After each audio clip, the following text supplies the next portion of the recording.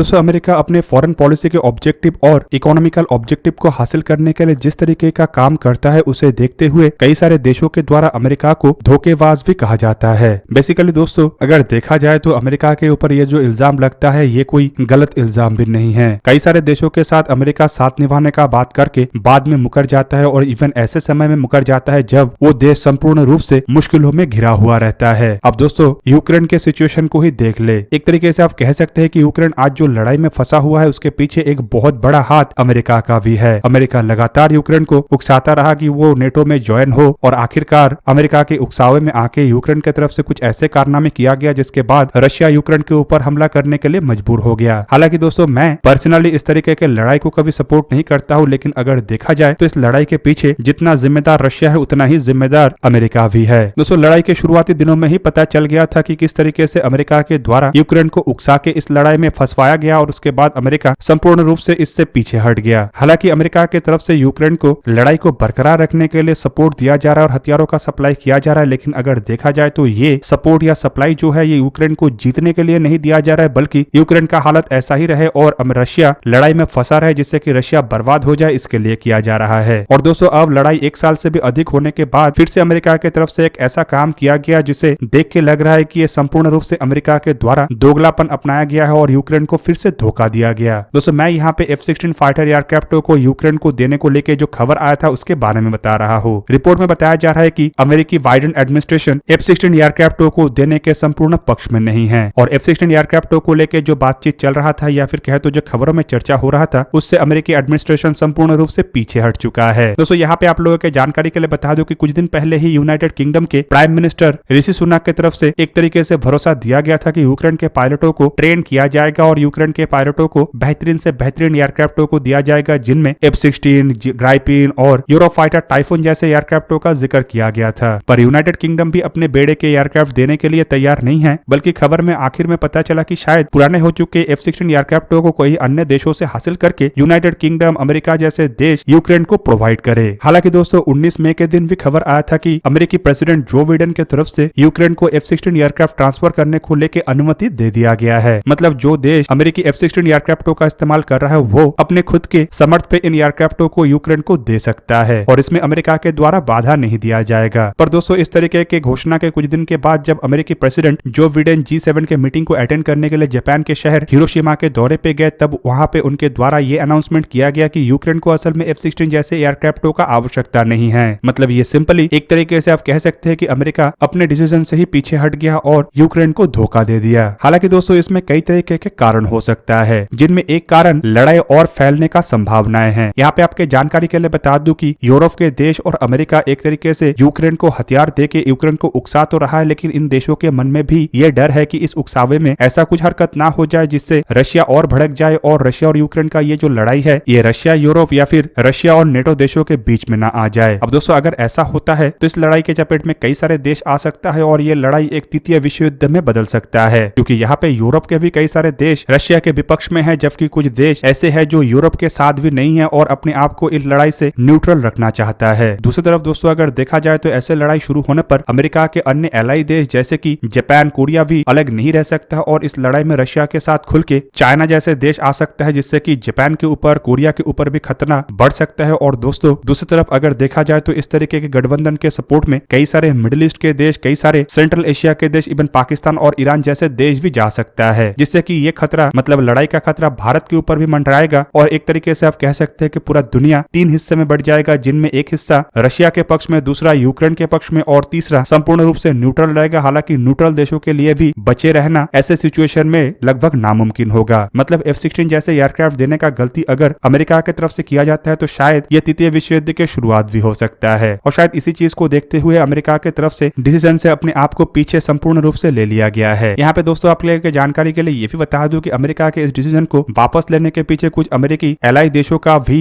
दबाव हो सकता है, जिनमें जापान, भारत जैसे देश भी शामिल हो सकते हैं। हालांकि ये पक्के रूप में नहीं कहा जा सकता कि कोई एलाई देश की तरफ से दबाव दिया गया है कि नहीं, लेकिन G7 के मीटिंग के दरमियान अगर अमेरिकी प्रेसिडेंट जो बिडेन की तरफ से अपने ही लिया गया डिसीजन को वापस किया जाता है तो ऑब्वियसली यहाँ पे संदेह तो उठता है। G7 के देशों को अगर देखा जाए तो यहाँ पे भारत एक गेस्ट देश के रूप में था, लेकिन G8 के प्रमुख दावेदार के रूप में भारत को ही फिलहाल देखा जा रहा है। वहीं पे जापान भी एक एक ऐसा देश है जो फिलहाल रशिया के विपक्ष में तो है, लेकिन जापान लड़ाई के पक्ष में नहीं है। और जापान को भी पता है कि अगर ये लड़ाई अमेरिका और रशिया के बीच में या अमेरिका और चाइना के बीच में छिड़ जाता है तो जापान इससे बच नहीं सकता है और नेक्स्ट हमला जापान के ऊपर भी हो सकता है। मतलब कुल मिला के एक तरीके से आप कह सकते हैं कि लड़ाई फैलने के डर से अमेरिका के द्वारा अपने लिए गए डिसीजन को ही वापस लिया गया और यूक्रेन को वादा करके भी यूक्रेन को धोखा दे दिया गया।